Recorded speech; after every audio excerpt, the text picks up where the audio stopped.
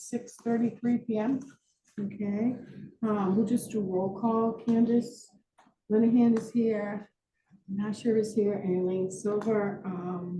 Want to open for public participation. Is there anybody on Zoom that wishes, right up in the corner? It's Okay. yeah, I think okay, it's so it looks like Leslie. Leslie, do you want to go ahead? Hi there. Hi there. Can you hear me okay? Yes, I can, Leslie. Good. Leslie Scott, license 76 Montrose Ave.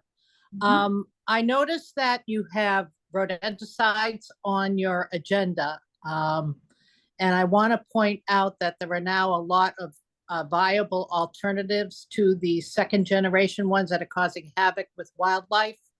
And I would really like to see the town make a move to encourage the pesticide companies in town to adopt these options, because if you get wildlife like fox and coyotes and raptors dying, you lose one of the big ways that actually you can reduce the number of rodents, including mice and rats. So it's kind of like shooting yourself in the foot. So there are different options now. There is actually birth control, believe it or not. There is an EPA approved dry ice that can be used. There are many options that were not available before. So it really comes down to education that would be needed to make this possible. And I would really hope to you guys in working with the vendors and working with the restaurants in town and other properties that they get strongly encouraged to do this. The state does have some bills pending. I don't know what the status is, but there's been quite a movement within the state. I did include a document from the from Arlington that they have posted on their site from a place called Hope for Raptors, and it does a really pretty good job of outlining the different alternatives. I also want to ask that your agendas please have more detail than you include. I believe under public record laws, you should be including more detail, because under the idea of raptors, I had no idea what you're going to be talking about specifically. There are many different angles with the different issues you talk about, and I think you should have kind of like sub details so citizens are more aware of what you are talking about. And also want to let you know that you haven't posted any of the agendas going back. The last posting was for the August 2024 meeting. That is not on the town website, which is also required under public record law. So I wanted to point that out just so the citizens are kept informed. I, more than many people, respect the work you do and the importance of public health. And I think it's really important that communications with the public be really emphasized. Candace, you confirming what I saw? I am. I'm taking a look. Yeah.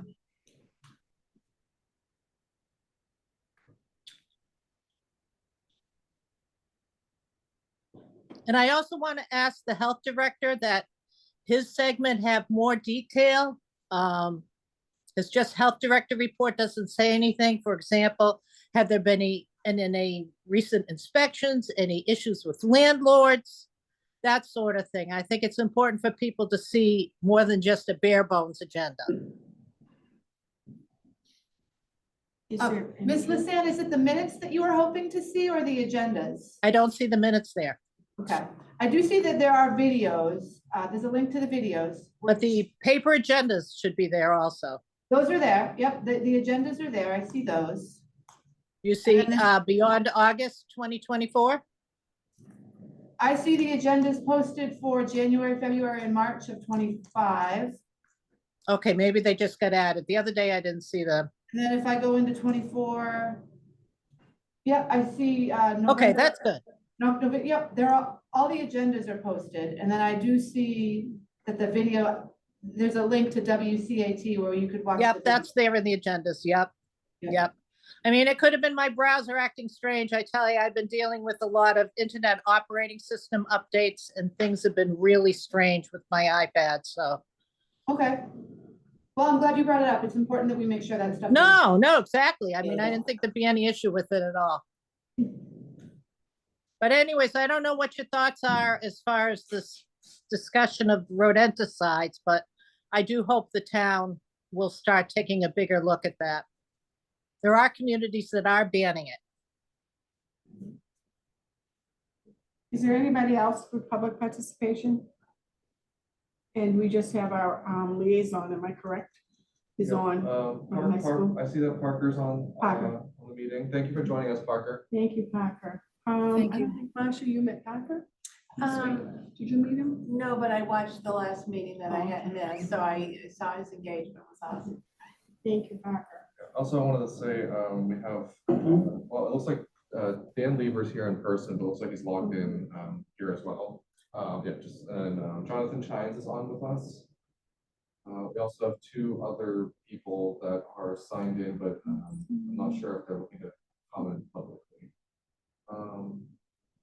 Is there anyone else who wishes to make any public comments? It's just Jonathan. You see Jonathan and. Yeah, so it looks like Jonathan Parker and Dan Lieber are here, and then we have two other people who are logged in but not here to comment. Looks like, so we should be all Oh, set. there's Jonathan. Yeah, now. we I should be all see set. him now. Okay. All right. And there's no one else, so we'll close public participation at 6:40 p.m. Next on the agenda is the rodenticide. I know that we received the email. If Anthony, you would explain it, because I think there's a lot of people who do not understand. Sure. Yep. So thank you. So there was an email that was sent to us regarding the use of rodenticides on town property. It's specifically for poisonous rodenticide. There's concerns about it causing further poisoning for animals that eat rodents. And so we've had a couple complaints come in. People are very concerned about this impact on the environment. So we actually have Mr. Lieber here tonight. Would like to kind of present some information on, the use of rodenticides and the dangers. Thank you. And for those who are joining on Zoom, I'm over here in the gallery, so you'll be able to see where I am as well. So if you want to add me to the spotlight so that people on Zoom maybe I see it. It looks like you're in the bottom left. Let me Yeah. zoom in. Okay, so it's on, for those who are online, as long as you have the ability to see gallery mode, you'll be able to see what's going on here. So this is as a result of discussions that were started by the bylaw review committee a little over a year ago. And this has been an ongoing issue in the town, is that we are using various types of rodenticides, particularly poisons, more specifically second generation anticoagulant rodenticides, or SCARs. And these are being used by the town, and they're being used by private individuals as well. A lot of the issues, I'm going to have an expert speak on the issue in more detail in a moment, but some of the other tasks that have happened is that we actually did have a meeting with the Massachusetts Department of Agricultural Resources, which regulates the rodenticides themselves. We met with their one of their associate general counsels, and what came out of it is that as a town, we can take and create bylaws and affect the public property from a bylaw perspective. But anything beyond that really is either a public health issue or requires action by the state. So in discussion within the bylaw review committee, we felt that it was in the best interest of the town that this become really a Board of Health issue, because Board of Health deals with rodents in most cases for orders and elements of it. So there's a obvious connection to human health in addition to the ecological health. So that's where it does cross into really your domain. In addition, Zoning Board of Appeals has been contacted. They are supportive of it. We've also talked with Wakefield Housing Authority. Wakefield Housing Authority is not currently using a rodenticide, but they were very amenable to not using them and looking at alternatives in the event that they have it in the future. So we're trying to take a town-wide approach, and our view on it is that if the Board of Health, which really is the primary regulator of rodenticides and rodents in the community because of the nature they have to spread disease. If there's a recommendation and then a policy then gets effectuated and recommended to the town council, then it can really become something where Wakefield starts to actually take positive action.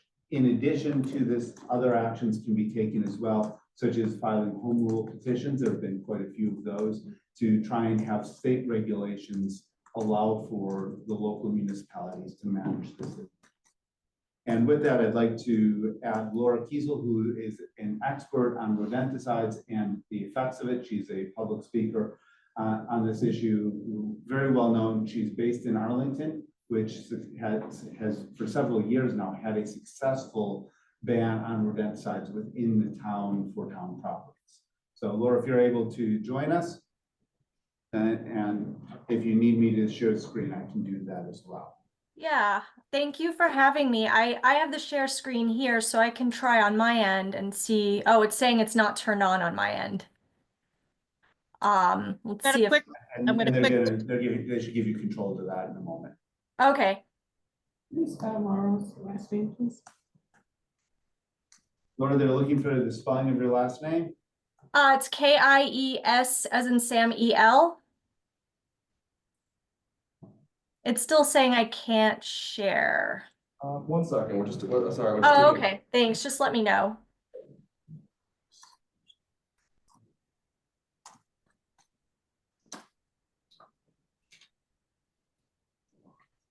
You may have to temporarily. She's mute coming. her. Yeah, there she is, in the And corner. now we can see you, Yes. and you may have to make her a co-host or co-presenter.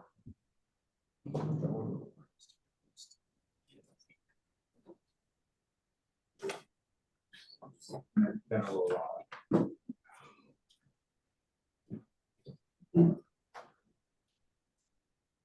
The power of Zoom.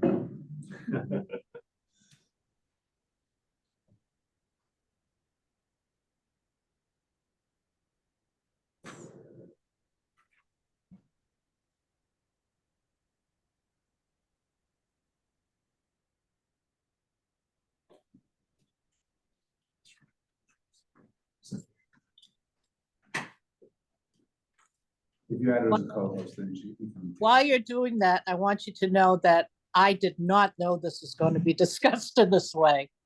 That's all right. Thank you, Leslie. Yeah. Okay, and I salute it. 1 second, I'm just gonna see if I can get started.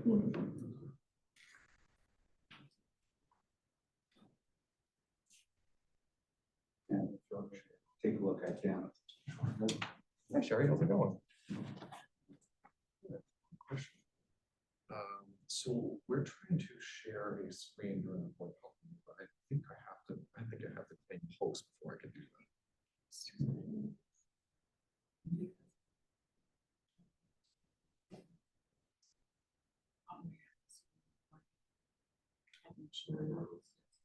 that. Yeah.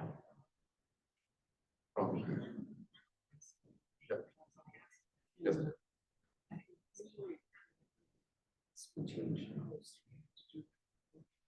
So that we have a presenter that's on Zoom right now that wants to share their screen. Yep. Okay, so if I go to that person and so when I click on the dots there, it said it only has one option to pin them. I don't see. You have to claim host first. Yes. Okay, but so I'm looking at it right now. When I go to give them an option, one says pin, but then I have an option to click post. Okay. Sorry about that. I do. I have the instructions a little here. If you're giving the host first, right, and then assign co-host. It'll just be a moment here.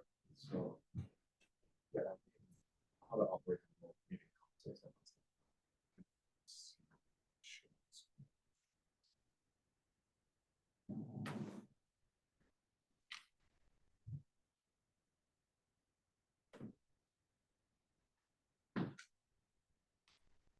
Yeah, so it's the instructions, the same thing. So it says to go to the person.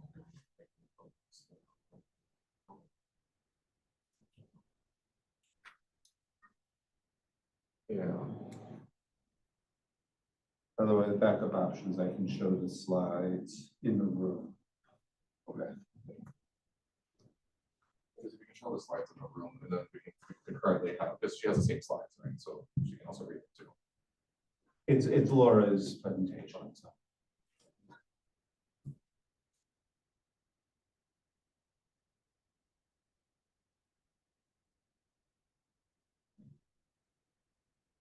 Yes, so the menu that you can see, everybody, yeah. Yep. Yes.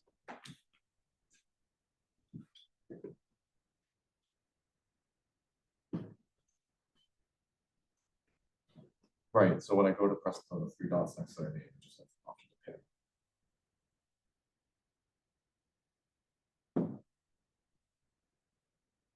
Okay. I think we have someone here who has a presentation in person, and then we have the person who wants to share the slides has a copy of it as well. So the board can see it, so that should be fine. And we'll have a copy of it. Yeah. Yes.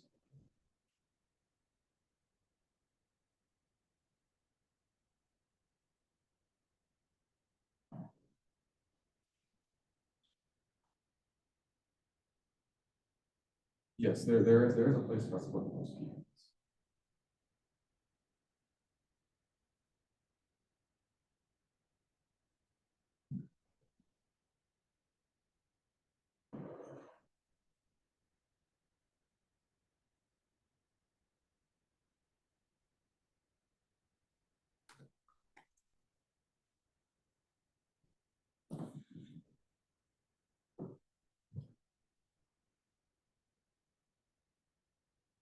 Okay, looks like I have all the options too. Yep, I can make photos and everything. All right, let me just try it and see if it should.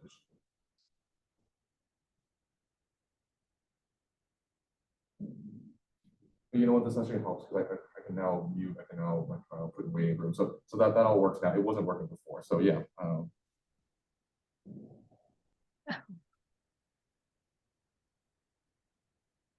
Perfect. Okay, no, it works now though. Can people see my screen? We can. Okay, let me just back up a little. So thanks again for having me, and thank you for your patience with the technical difficulties. My name is Laura Kiesel. I am the founder of Save Arlington Wildlife. I'm also a wildlife biologist and natural resource scientist by degree and training, and I'm a longtime environmental journalist who has covered this issue, and I'm actually under contract to write a nonfiction book about that. Basically, it is an in-depth research into these rodenticides. So just a bit of a background. In 2022, Arlington became the first municipality in the state to both ban these eschars on its public properties. We passed a resolution, and our town manager adopted it through the Town Manager Act. And we also submitted a home rule petition to the state legislature to ban it on private property because due to preemption laws, we needed special state permission. Since we've done that, about 10 other municipalities have passed their own codified bans, and I think about another dozen or so. So I think 22 in all have passed some kind of voluntary measure prohibiting eschars, but at least 10 have done a codified ban. In addition to that, Arlington has also banned the use of bait stations, including eschars, but all bait stations during construction, and so at construction projects during pre-demolition phases. And Arlington has actually always had a policy of never allowing eschars on its public school properties because of the dangers these poisons pose to children, which I'll get into in a second. And another 6 municipalities have filed home rule petitions thus far, and another 6 are considering it at this spring town meeting. So just in the past 2 years, there's been a groundswell of support for phasing out these very dangerous poisons. Very quickly, I just want to say that what motivated Arlington is in 2022, or actually in the end of 2021, around in the summer, we lost our bald eagle C25. She and her sibling were the first bald eagles to hatch in Arlington in 60 years since DDT had wiped bald eagles out of the state and most of the nation. They are still a NISA listed species. Were endangered until 2012. And were still threatened until only a year before the death of C25, and only a few months before another bald eagle, its cousin, died over in Waltham. So that was 2 bald eagle deaths due to these poisons in only a few months' time. However, I just want to back up a little bit about the history of these poisons. Escars were banned actually in 2015 from over-the-counter sales because thousands of children across the United States were getting poisoned and sickened and winding up in the ER. So what happened was the EPA was actually sued. The EPA did not move to phase these out on their own. They were sued by the Natural Resources Defense Council and West Harlem Action. And in 2008, in response to that lawsuit, the EPA did try to start removing these from store shelves, but the manufacturers of these poisons actually then countersued and tied them up in court for several years before the manufacturers finally agreed to remove these from over-the-counter sales. But as a result, they're still allowed to be used by pest companies in these tamper-resistant bait stations. And that doesn't really do much for the impacts to wildlife. I also want to point out that the lobbying firms that worked with the pest control manufacturers said that the poisonings to these children were an acceptable risk. So this wasn't a very scientific decision. Like, the EPA really had to be motivated by the lawsuit, but the pest companies were not moved by the fact that so many children were winding up in the hospital from ingesting these poisons. And that is why Arlington has always had a policy of not allowing them on public school grounds. Save Arlington Wildlife is also part of a petition to the State Pesticide Board. We are represented by Harvard Animal Law and Policy Clinic, and as a part of that petition, the Pesticide Board has finally decided to conduct a third-party evaluation on the safety of these chemicals. And as someone else earlier just mentioned, in January 2025, just a couple of months ago, 2 bills were submitted in the State House that seek to prohibit these poisons. And they have a lot of momentum. So it is looking like a possible passage might be possible. In addition to Save Arlington Wildlife, last year I started a nonprofit, Save Massachusetts Wildlife, and we helped fund necropsies to gather data about how many animals were being poisoned in the Boston metro area. And just to give you a quick glimpse, in just 2 years since we've passed our laws, 22 animals have had some kind of confirmation in Arlington, this is just in Arlington, as being exposed to escars and that having likely a mortality effect. Of these, 8 have been recorded just since late November. That's when I started my necropsy project, so there wasn't an infrastructure. So it's really ramped up just by having the infrastructure to test. 17 of those 21 were confirmed by necropsy with liver panel testing. And all but 1, so all of those but 1 were in the lethal range of exposure, which is 100 parts per billion. Most of them had 3 or more of these poisons in their system, and most of them had at least triple to quadruple the rate of that 100. So, 300 to 400 parts per billion or more. We even had one hawk that had 12 times the lethal range of exposure. We lost a family of great horned owls, a mother and its 2 fledglings, around the time that we passed our law.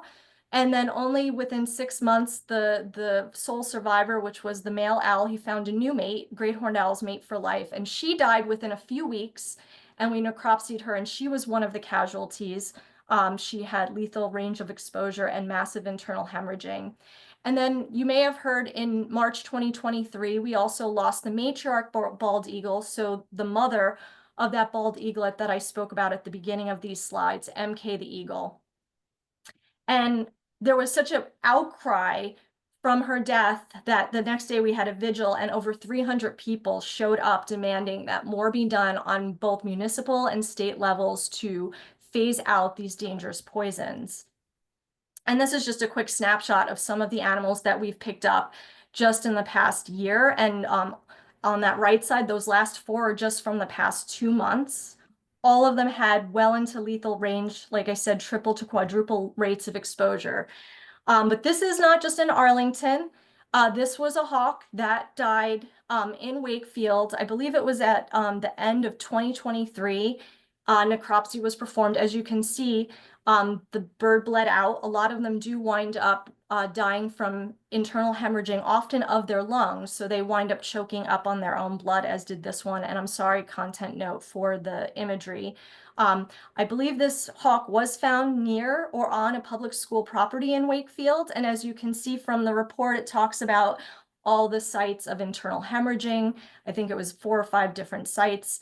And my screen is kind of covered. And you can see the rate of exposure is about 500 parts per billion. And so I just want to also speak very quickly that eschar's exposure changes rodent behavior. Rodents that have these poisons are more instead of less likely to come into contact with people.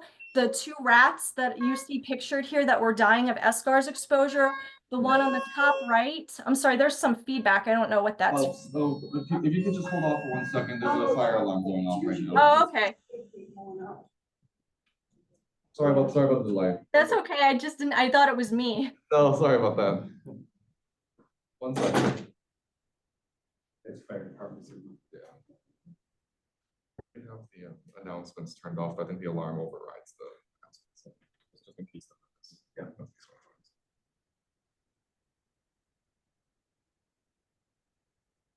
And just to add a little bit of context, the red-tailed hawk that she was shown was actually found on the west side. That's where it was picked up. And it was going between the Galvin and, we saw it go between the Galvin and last time I checked, the Galvin had 13 rodenticide traps outside the building, including directly in the realm of the intake vents, which is specifically prohibited by the material safety data sheets. But it is a real problem. Just want to mention that. Whether that was the specific poison for that particular hawk, no idea, but it did die of rodenticide poison. And that's just an example. That hawk was approximately 1 year.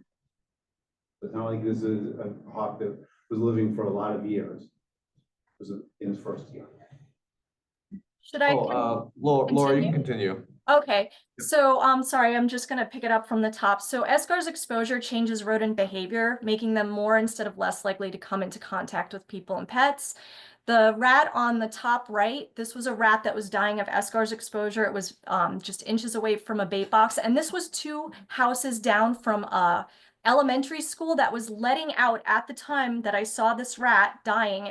It was dragging a blood trail behind it. Little children were walking by within inches of this rodent. And on the bottom right, that's another rat that was right on Massachusetts Avenue at 4 p.m. on an August afternoon. There was heavy foot traffic. I watched people's dogs sniffing this rat while it was dying. I watched little kids walking by in flip-flops. So this is more likely to happen when they have animals that don't have these poisons are not going to come into contact with people the way those that have it in. And peer-reviewed studies have actually showed that rats that have this poison in the system are more likely to both have and transmit certain diseases such as leptospirosis. There was a study done in Chicago, and it was very high rates that those with anticoagulants had those and transmitted that disease at a much higher rate than those that were not exposed. But also the problem is rodents are building biological resistance to these poisons. The reason we have a 2nd generation is because rats and mice have already built a pretty robust resistance to the 1st generation. However, resistance to the 2nd generation has already been well documented. So what happens is these rats or mice can eat these poisons for days, but sometimes even weeks or months before it begins to impact them. So they already then by that time have many, many times the lethal impact to a much bigger predator. And their predators can't build biological resistance because they don't have the birth rates, because rodents breed so much and so rapidly, they can build this resistance within only a year or two over the generations. But you have an animal with a lower birth rate and they can't. So you get a nest that's been obliterated, like the owls that I showed in our park. That nest is gone. We don't have those owls anymore. That's our rodent control gone. But these rodents can keep living. They'll outbreed the poison. And that on the bottom left corner, that's a necropsy of a rat that was conducted by MDAR, by someone who had 2 foster dogs that got very sick. She's like, I think there's poison. I think they got into a poisoned rodent. And as you can see, that this rat had over 500 parts per billion in its system. Again, 5 times the level of what is lethal to a bird of prey. And that rodent had been living with something that is much higher than what is usually expected to be the lethal level for a rodent. Because a lot of times the argument is, oh, what they eat is so small that it can't hurt the predators, but that's not how it works. They eat many, many times that over many weeks or months, and it builds up in their system.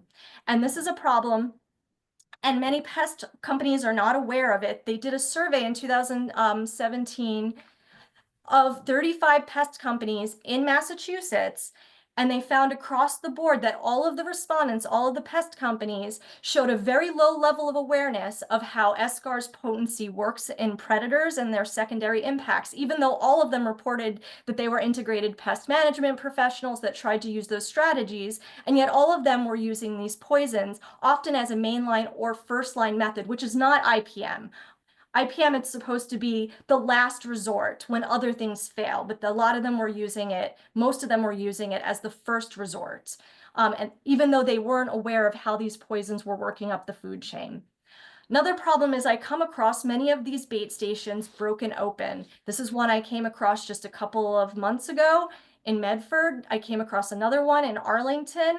Raccoons and possums and sometimes pet dogs will break these open, and then they'll be exposed like this. A child can get into them, animals, wildlife, and pets can get into them, which is very dangerous. So they're tamper resistant, they're not tamper proof.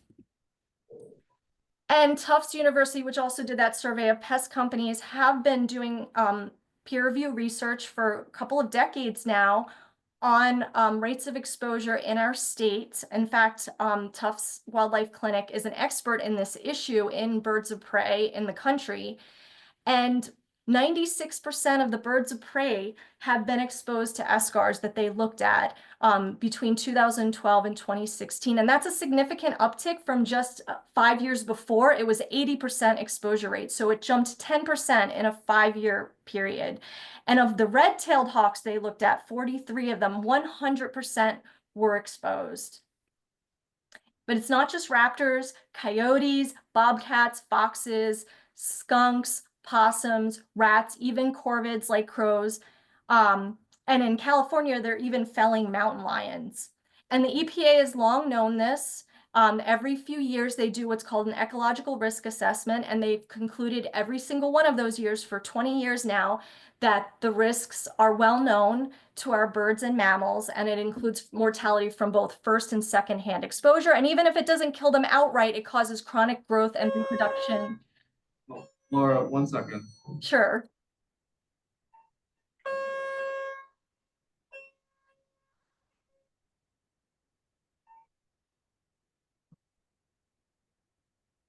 Are we good?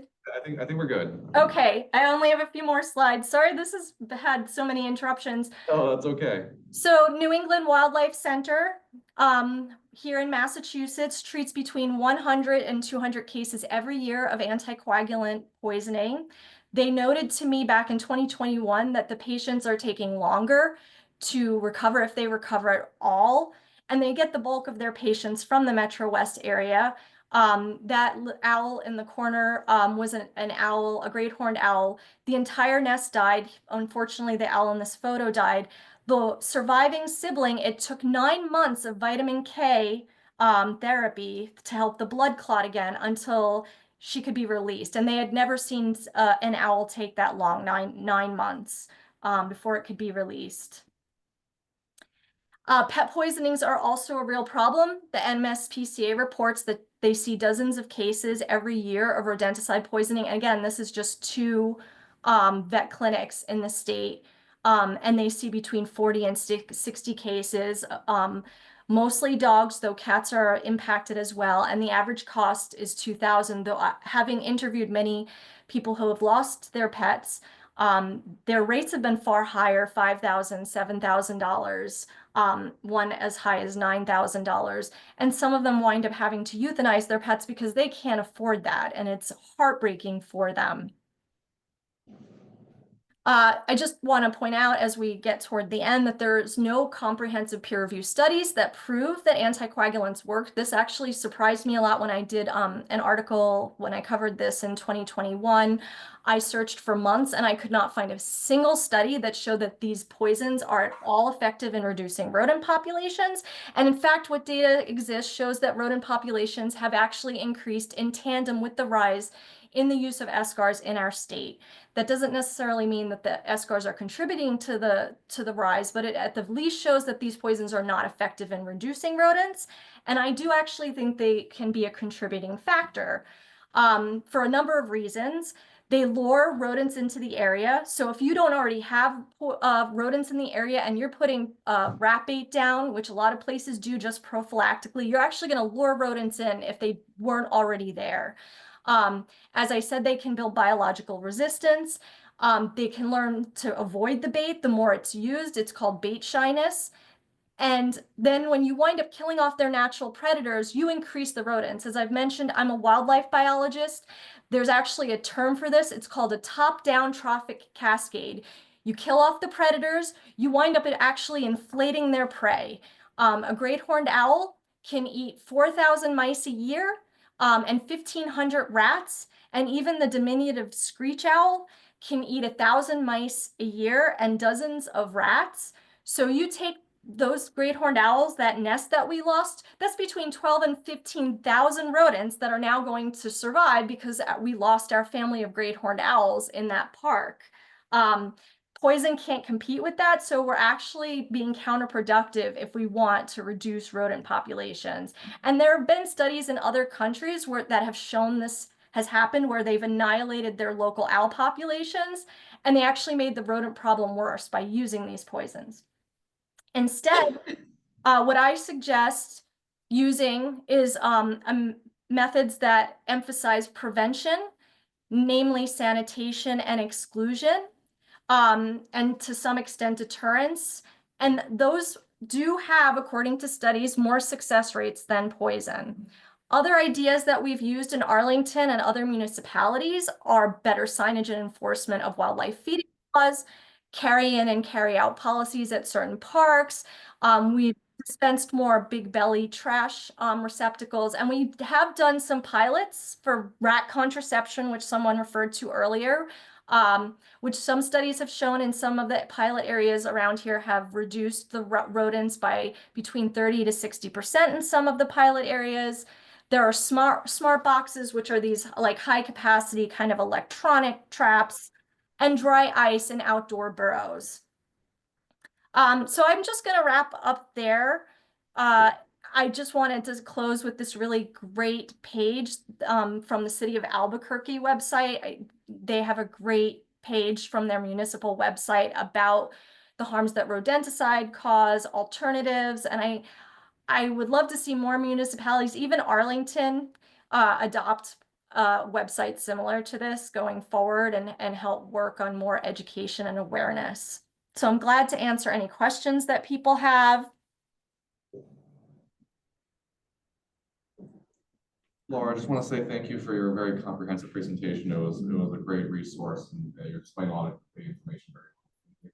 Thanks. I'm going to stop my share. Anybody on the board have any questions? Laura, could you elaborate on any of the specific recommendations you have for managing population? Anything in particular? Yeah, I mean, like the points you made, sanitation and prevention, of course, are great. Like, are you able to share any specific or things that have worked in Arlington? Yeah, and I can also put you in touch with the Board of Health. But I know that they said that they've had some pretty good success rates, I think, with the smart boxes and the fertility control. I know Somerville, I actually reported on their fertility control pilot back in 2018, and it was a 30 to 60%. I think it was 60% at the 2 sites and an overall 30% across the city reduction just from that. But they also coupled that in the city of Somerville, where they dispensed rodent-resistant trash toters to every residence that wanted it, so with tight-fitting lids. And they also increased their basically rodent awareness program and did a bunch of like webinars and stuff. And then finally, they also did, they had any resident who needed it, they would come out, do an assessment, and offer them services. Unfortunately, they did go back to using poisons, though I think they have now phased it out again. So they're now not using the SCARs for those, and they're mostly trying to do exclusion. The city of Newton, which was the second municipality after Arlington, I know they also have an assessment program where they'll come in, and I think they'll even help with like exclusion with people's houses, you know, seeing any porousness in people's homes, or any places on the property where they might be burrowing, and identify those and do dry ice if needed, and other things to kind of like wire mesh in the certain foundations of the building, etc. And just to clarify, the smart boxes that were referred to, they're electric based. So there is bait, but it's not poison, or it's not poison bait. It's just they use an electric current to. So the kill smart the rat. boxes would be used potentially in place of the big boxes we see around Correct. now. Right. It's like a giant bug zapper. Essentially, yes. Has any of these other alternatives been used in our other 2 co-health departments in Melrose or Stoneham? I know we had that big problem right before you came. Has our 2 other counterparts, as I say, our other partners So tried anything? we did attempt to go with we tried out a vendor that actually used non-poison bait. It's essentially a tunnel system that they had built, and they had multiple smaller tunnels coming out of it with bait at the end, non-poisonous bait at the end, and they had a snap trap. So essentially the idea was to mimic a tunnel system, and that would hopefully draw them in. It was in a very limited sample, very successful. It was able to help us control one of the problem areas in Melrose, but we haven't gone on to use any of those smart boxes. The city of Malden actually attempted using smart boxes. I don't know if they're still doing that program right now. And do you need to have the vendor of the boxes come and like, I guess, empty what the sound is in them? Yeah, so most, I think there's only really one major vendor that does it. So they will actually come out, they will monitor, they'll replace bait, they'll take care of the system. One of the barriers to smart boxes has been that it is somewhat cost prohibitive for some of our towns. Malden is a larger city, they have more funding, but it's not to say that it's not feasible, it is somewhat cost prohibitive. And so therefore, isn't it not, if we're getting a permit, and we still in Wakefield that you have at your construction site, you must have a bait box. So that would also have to be changed if we went with something else, right? On a construction site, that would have to be changed. They would have Correct, to the take out rodent that. abatement process would Yeah. have to be changed. Have to be changed, okay. As far as the public buildings that are using rodenticides, you mentioned the schools. What other buildings? You said housing is not, basically all of town buildings. I don't have a full list of buildings, but the DPW and the schools both confirmed that they use the contract which is a SCAR-based rodenticide. And they're not pest control experts in the way that they're actually using it or handling it. So they're doing it in-house. They originally had someone else sell them the boxes in pieces, but they're. Oh, so it's not outsourced to a pest company, it's the DPW is doing it. Correct. That was the information that I've gotten from the schools. And what, have you talked to the DPW who's doing? I did talk to them initially, and because the question was very specific, knowing that there were a lot around the Galvin, they referred that to the schools. And in an informal conversation, they said they used the same information, the same types of tools. It didn't say which buildings. I'm not ready to say, whether the library or DPW stations around around Crystal Lake or other places use it. But it's not an uncommon thing to say.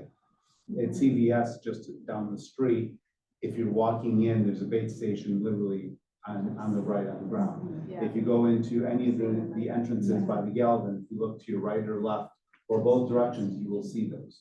The risks to our service animals, including the police animal, is significant if there's a heavy rain, because water can get into that bait station. That bait can then get wet, and with wet bait, it is extraordinarily dangerous because it'll get absorbed by paws and other things. So it doesn't take a whole lot to cause damage. We have children, obviously, including young children around the Galvin in particular because of the fields and so forth. It doesn't take much to cause problems. That's why I view this as really a public health issue that's leading this. There's an ecological component that unquestionably, and these are all integrated together. That's why ultimately the Board of Health manages the rodents themselves. Most of us don't want to see rodents around our properties unless they are pets for young children. And even then, it's usually very limited, but there are different ways to control it. And the method that's being used has a lot of negative side effects with very few positive effects. And that's part of what is driving this and saying that, okay, there are alternatives. That's where Wakefield can be a part of the leading edge without being on the bleeding edge of this. As Laura correctly identified, there's a lot of towns that have taken action, including very recently, I think it was Lowell that just adopted regulations to prohibit the use on town property. I look at this as likely to have success as a crawl, walk, run approach, where we start with municipal properties to show that it can be done. And with that, also encouraging other boards to also take action. And then as it goes forward, potentially petitioning the state legislature with a home rule petition or change of state law, and then getting it out there. What the Board of Health does and what the town does for action is recognized by people. As Ms. Lyson said in her opening comments, people are watching, people are looking at what's happening. And if the town changes to a different approach, then that's something that people will pay attention to in a very significant way. How many rodent complaints do we get, Dan? I've just known of a few in like 13 years. Yeah, well, I mean, in the springtime, I'll probably get from spring to the start of spring to the start of summer, probably at least 10 or 15. Now. Like now.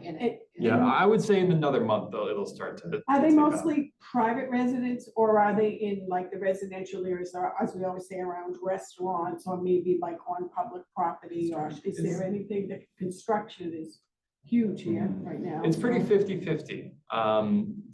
I can tell you that from my perspective, with restaurants, there definitely is a big uptick when the weather gets nice. And we are concerned about rodents being in restaurants, definitely, along with other pests. But yeah, it definitely increases during the nicer months of the year. So. If something was proposed, Anthony, to start as he had recommended on public property, okay, when a restaurant is sometimes privately owned, that's private property, but they're open to the public, do they fall under that umbrella as public property? Because that's where I've always had the biggest thing is in restaurants, in restaurant areas where your trash or your dumpsters aren't emptied on time, or during COVID, our rats, moved out of the restaurant area. So I'm wondering if we said something about being on public property, would that just include anything that's town, such as a civic center, town hall, police, fire, stuff like that? But would we be able to have it somehow, what would a restaurant in a building come under? Are they considered private or public property? So my tentative answer is it would probably still be considered private. I would probably have to check with council. It also would depend on how the board words this potential policy. So if you worded it in a way that was more specific just to town-owned property, then it would likely only include that. But if you were to word it in a way that said public, then that could be, that Access. public access, that could be more encompassing. I think But Mr. Lieber made a good point that we could consider starting specific town property Yeah. and see if that, how that sort of sits. I have a question. Do you know if the SCARs are on the EPA's list of approved rodenticides? Do you know if that's a, I think they would have to be. Laura will probably have a better answer yeah, to that. Laura? I mean, so EPA allows these poisons to be used by licensed pest control professionals, so they have what's called restricted use. So unlike some other poisons that you can find over the counter, they're not allowed over the counter. They're only supposed to be used by licensed pest control operators in the bait station. So they're approved, but they're approved for what's called restricted use. Now, unfortunately, there's a loophole where people sometimes can find them in large quantities online. Even though they're not supposed to be intended for consumer use, sometimes people still get them that way, though the vast bulk of their use is through pest companies distributing in those bait stations. gotcha, yeah. I do agree with you. I don't think they should be in use. However, another barrier to consider is the 2013 FDA food code, which we enforce on all of our food permits. Underneath their chemicals and their capabilities with the chemicals, as long as it's on the EPA's list of approved substances, then they are allowed to use it technically. So just thinking right now that it could be another barrier if we were to. Are restaurants managing their pests themselves, or do they have? The pest controller manages So it. there's an outside pest Yes. person. Yeah. Sometimes it seems like when we control them in one area, they move on to another area. So Yeah. that's why I'm saying where food and trash is so big, Yeah. if you put it in on public, what would it be considered? You know what I mean? Because that's your main thing, because we would stop it, as you say, and we'd have an example that like we don't have them on the schools, we don't have them on any town property, but now they've all moved out and they move across the street, they go and It find. might make it worse. in Yeah, would restaurants. it make it start to be, but then we could be saying that, okay, listen, this is what we put in place here, and this is apparently working, because now they're moving out, but people get a little upset when you move them out, you know what I mean? So that's why I'm wondering if even you consider, you know, how your house goes out to somebody feed into the street, so restaurants on the side of their buildings, if there was a spot, if something like that would be able to use, because that would be considered more or less town property, it's not, they don't own the sidewalk, but it's Yeah. too far out into the public. So I think, No. so I think that specific question, it would really, it would come down to wording. So it would really be how you worded the policy. It'd be either town-owned property or public areas. And then if we wanted to be more nuanced, we could ask council to help us kind of craft that message to what the board's intention is. I have a question. When you said they're basically being managed, these boxes in-house, who would be responsible for the implementation of a new system if you were going to, you know, make a decision that this is done, we're moving on? How is that going to be implemented? That would have to be implemented by the town administration. So that would be in partnership, town administration and Department of Public Works, because Department of Public Works manages all of our facilities and all the buildings.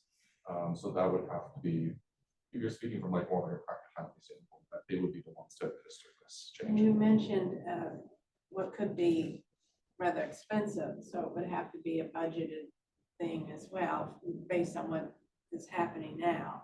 Just trying to, you know, Right. think practically about it. From a practical standpoint, there's a budget line item for pest control, I assume. So I don't think it mandates the use of it in a certain way. So you could hire a contractor, you could do it in-house, you could. So I would assume they would use that same line item. Depending on the budget, you know, constraints, there may be budget impacts. Do you or Laurel have any idea of what the difference is in price? Some kind of an idea? Is it that much more expensive, or is it like pennies to the to the problem, so to speak. It should be records. It's a great question. I'll let Laura give her information from Arlington. Yeah. When I looked into this, it really depends on what alternatives are used. There are a variety of alternative solutions, some of which have costs, some of which have no cost. And I mention that because a lot of them are good practices. Things like exclusion, which is removing the bait, doesn't really cost anything. There can be, in reality, a slight shifting because you may actually need to empty trash more often to remove bait. So that may require the DPW come out to remove trash barrels more often. So there's a higher labor cost for that. But that becomes a shifting that's done. And that shifting tends to be very minor in reality.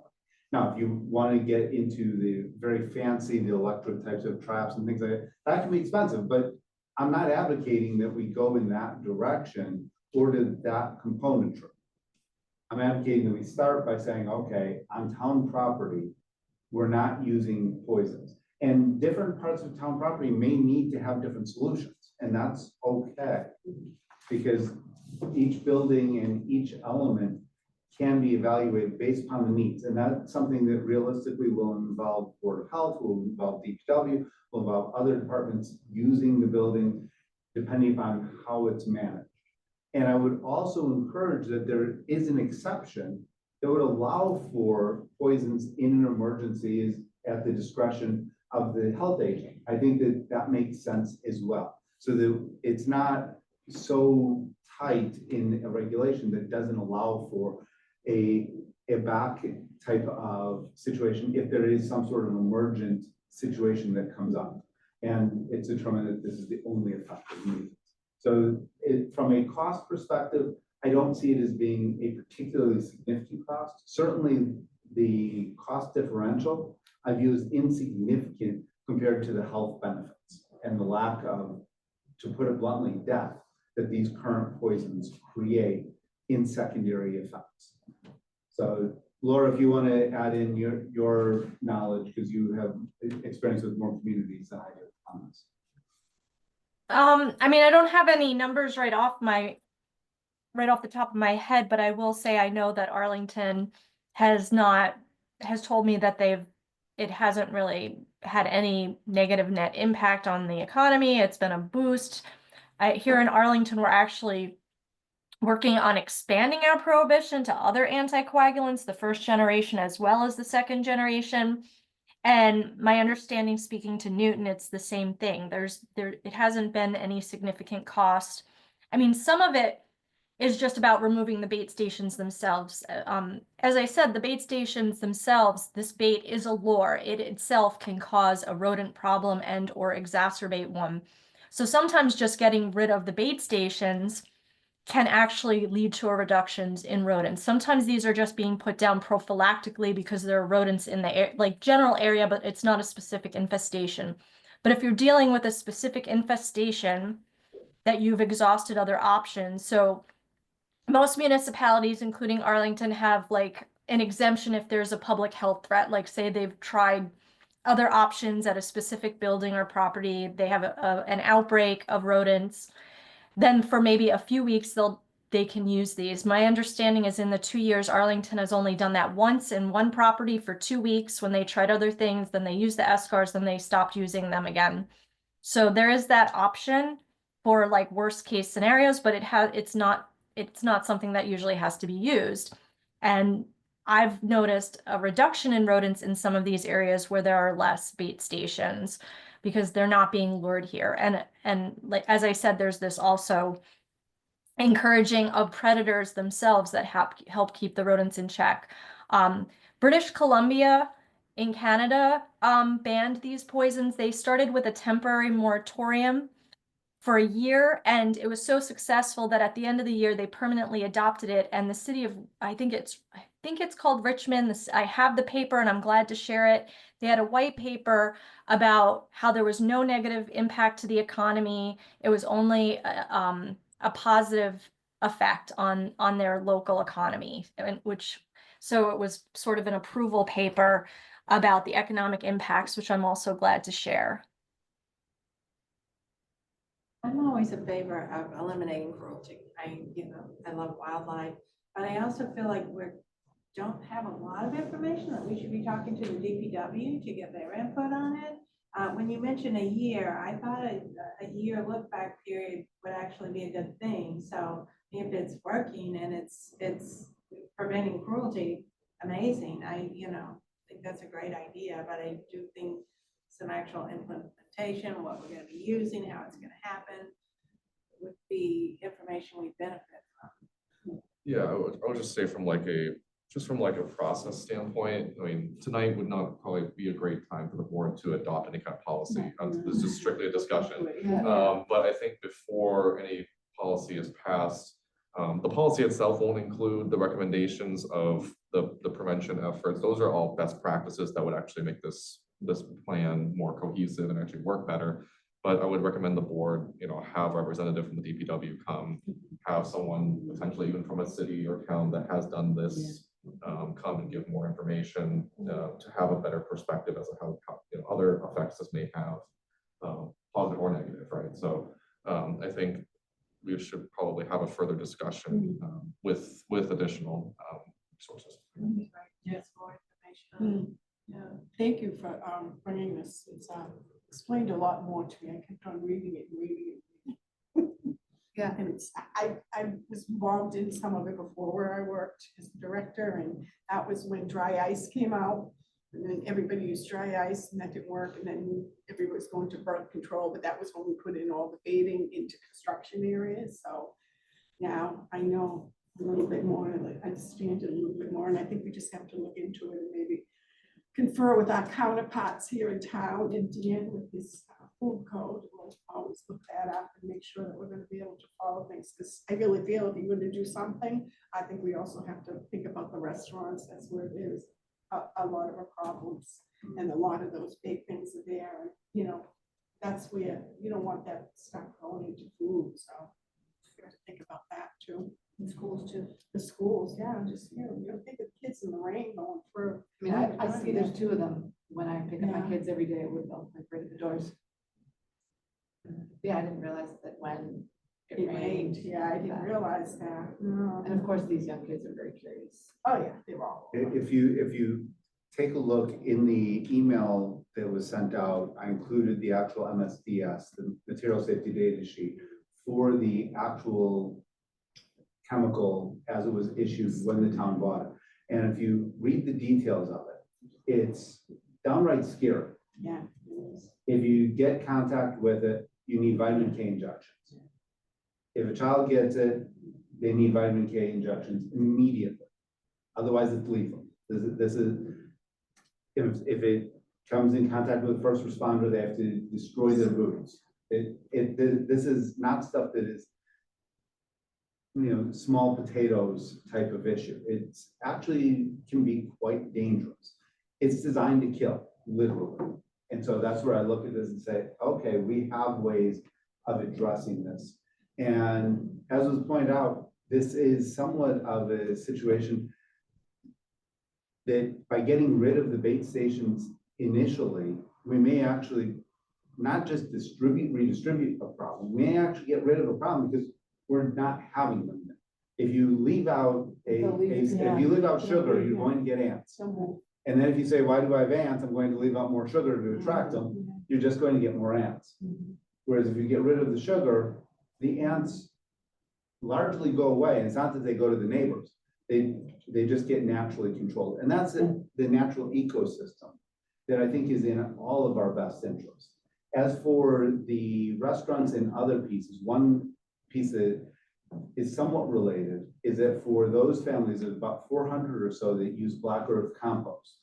Black Earth compost actually is a program right now, and it's free for all the customers, where you can actually get a locking latch on the bin outside. All you have to do is ask for it.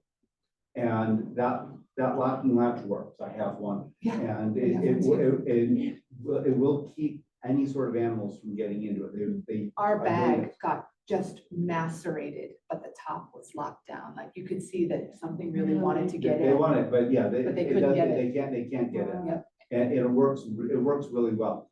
If the program and that's done also with DPW, if that program can potentially be extended to include the restaurants and others, you may actually, again, get a win-win-win situation, because that could also reduce the amount of trash and other things that reduces the amount of food waste that's then left in barrels and left in dumpsters. And that, of course, is what is attracting the rodents in the first place. So there may be a multi-pronged solution here that in the end, we all win.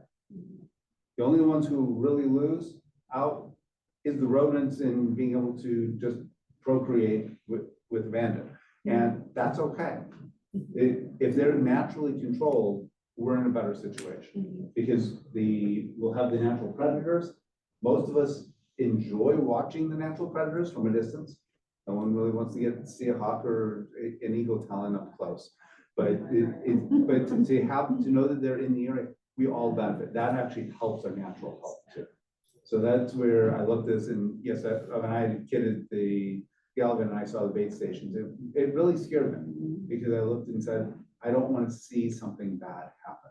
All it takes is one child, one person to get poisoned, and they may not realize why. And then to see an animal die, and I did see the red-tailed hawk as it was very sick.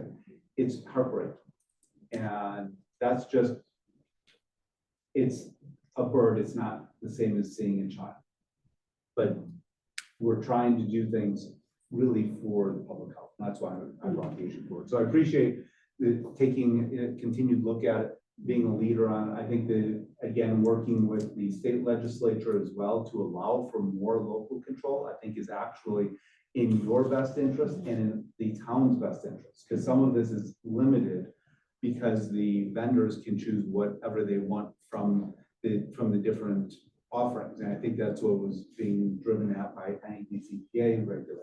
That's what state regulations are trying to handle and address. So what one community may do, what may be acceptable in Reading, may not be appropriate for Wakefield.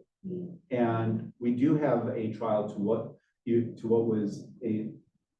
was being said before. We look at it and we give it a 1 year, 2 year trial to say, okay, let's look at it. Let's put this in and let's evaluate its success after a year or 2 years to see if there's a change. And I think that makes sense. We've seen the same thing. I see we have Councilor Chines on here, and I know the town council is looking at doing this, a similar type of thing with the bike lanes on North Avenue. How that's going to turn out, I don't know. But the idea of taking programs, trying things, and if they're successful, expanding them, awesome. Well, I hadn't heard you mention that it would be like maybe a pilot program, which would, make sense with the coordination of the departments that would be involved. Because while you say removing the traps, and I get the theory of that, you still have a lot of food waste at the schools. I was in Braycart and noticed the dumpsters up against the cyclone fence there. When you're on the path, there's a lot of overflowing food waste there. So you still have that problem that you have to contend with. So I'm just kind of wondering what the solution is as far as coordinating and implementing that. And I agree, I can get rid of the poison, but what is the actual plan? In this particular situation, I think the additional input will help, and to not let the perfect be the enemy of the good. And because we're not going to address all of the issues, but we can start with some pieces and then continue with others as they become available. Because there's a lot of coordination that can be required. And that's where I look at any policy that gets adopted, I think can be really helpful so that you can have the flexibility and adjust it over time. One of the reasons the bylaw review committee specifically recommended this to be done by regulation is so that the Board of Health can adjust the regulations relatively quickly as it needs to and as things continue to evolve. Bylaws have a rather tenuous process to get adopted.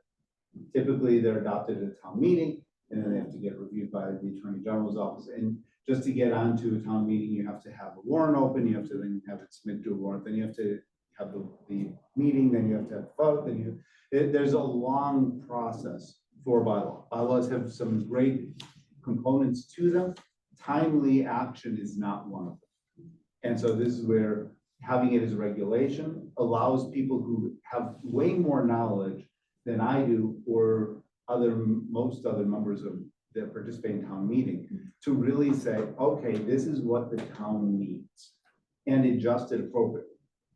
Because that's why each of you is on Board of Health. You have an interest in this, you have some expertise. I think that will be what we'll do is maybe set up a meeting with DPW and also us and Dan, if you could get us in your spare time. Thank you for doing everything. I appreciate it. But to go back and see within the last year, how many rodent complaints we have, was there a specific area where they treated a certain way? How many actually construction projects we have going on? 'Cause that's another thing.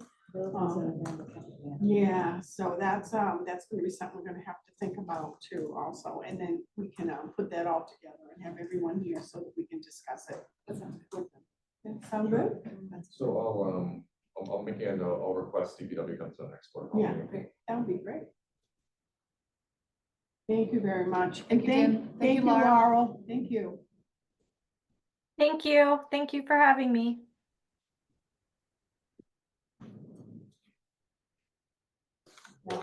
Wow, I'm gonna have to take a close look. Get your magnifying glass. Yeah, I wasn't around there. So, yes, and we'll also reach out to Arlington's. health See what they department to had, get so some you can get a information. copy of their reg, see how they worded it, how they started with it, what they did. Sometimes it's good to take it, look at someone else's. I saw Winchester was on this too.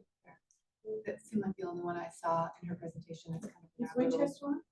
They're gonna bring it up at town They're gonna meeting. bring it up Yeah, at it's town gonna be meeting. presentation. Yeah. They're pretty good. And Concord's already adopted. If I'm not mistaken, weren't they one of the ones that was one of the 10? I think they said new. Yeah. There was 10 that already have and 6 that have it on their agenda. Maybe Concord, that's another up and coming. Director. You know who she A is. very, very good director. Yeah, she is very good. Let us in on what they look about. Thank you, Mr. Lehman. Appreciate you coming. Thank you. Thank you very Absolutely. much. Actually- Anytime, you're welcome. So, Anytime. actually, Mr. Lieberman is staying for the next item. Oh, okay, good, Mr. So, Lieberman. you can reintroduce We'll yourself go if you'd on. like, You don't no, even have to so, introduce yourself. We so know who you are now. So next agenda item is the marijuana overlay district discussion. So some of you may know, we had a discussion last time. The reason this is more, the agenda item is a little more broad, just because there's no decision to be made tonight. It's really just a discussion, a further discussion, more information on the actual proposal. It will be on our next town meeting. It will be on the next time. Okay. It'll be on the She next she town wasn't meeting. here. Yes. And she did watch the meeting, so she. Sure, okay, can so catch you're up up- so to you're up it to and speed on it, refresh okay. herself because she didn't know about it. And I don't know if you were aware that there is a public hearing on that. Yes. April 8th, I did see that, no So- legal notice in the paper. I was actually informed by Mr. Lieberman that there will be a public hearing Yes, at the I planning have. board. It was recommended that we are represented at the planning board meeting, Okay. which makes sense. So this discussion is kind of a continuation of a previous discussion. Would you like to? Sure. So I'm here in my personal capacity. Okay. And my interest in this issue is really more process oriented and respect for the decisions that have been made without there being material changes to the underlying elements. So when I saw the issue come up to for the town meeting again, the first thing I did is I looked to see, are there material changes in the proposal? Is there something that's significant that would address some of the issues that were raised at the last town meeting? And I thought that the points that were made, particularly by the Board of Health, were very compelling at the last town meeting, stating that this was not something to have commercial marijuana. We're not talking about individuals with marijuana cards and so forth. We're talking about commercial uses. And I thought that the presentation, I found to be very significant. And so I looked to see, is there a change? And there is a change. It's expanded as to what would be permitted. Where it was before about 7 uses, it's now about 20 uses. I don't have the exact number, I have to look at the actual warrant article. But the amount of commercial usage was dramatically expanded to all permissible commercial uses at the same sites. So it's the same map that had been previously used, so there was no change in the target location. That's still the same location. But the usage would be expanded as to what would be permissible under the bylaw. And I looked to see, is there a material change in the town's condition from last year? It was last May when the town meeting made this decision. And it was the year before that when the town meeting made, again, a decision not to address the issue. And so it's been voted down twice.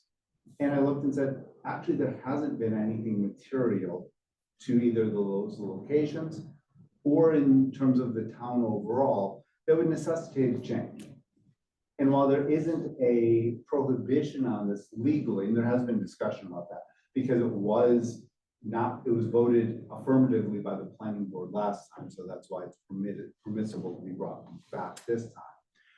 I looked at that and said, I'm not seeing a change that should justify why the town should really reconsider this with seriousness without a material change in the conditions.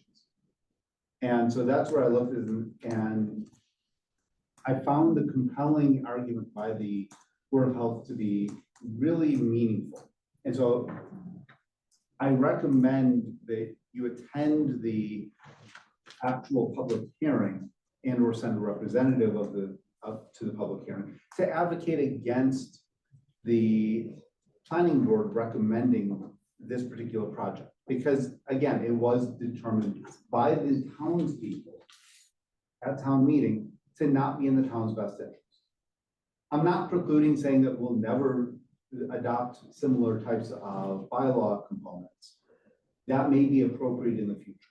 I'm open to change it, and if there are things that happen, there's additional information that comes through, but I haven't seen that here. And so just out of respect for the current members, prior members that had been on this board, I recommend that advocacy also extend. And if it is in fact recommended negatively by the planning board and by town meeting, it would impose a 2-year moratorium then on it coming back before the town meeting. The reason why the state law has a 2-year moratorium is so that we don't get things coming back over and over again, unless they've been approved by the planning board. In this case, it had been previously approved, so that's why it will be allowed to be heard in the first place. But we can, if the town meeting again votes it down and the planning board votes down, it'll give a 2-year reprieve. And at that point, there may be additional research, there may be additional view, there may be an evolution that I'm not predicting nor saying is out of the realm of possibility. But at this time, I look at this and say, there's not a material change. And the advocacy by the Board of Health is really meaningful to the townspeople, because this is first and foremost a health issue.